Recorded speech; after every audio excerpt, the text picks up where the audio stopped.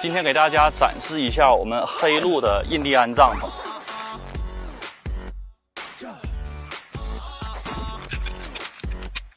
它一共有4根帐杆，将它分别穿进来，然后将这里插进来。第2根杆我们也穿好了。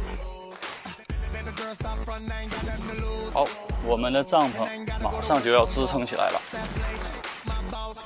现在我们再来固定地钉，在扎地钉的时候呢，我们要将地钉斜45度扎进土里，这样的话固定的会非常牢固。我们现在要搭建前面的遮阳棚，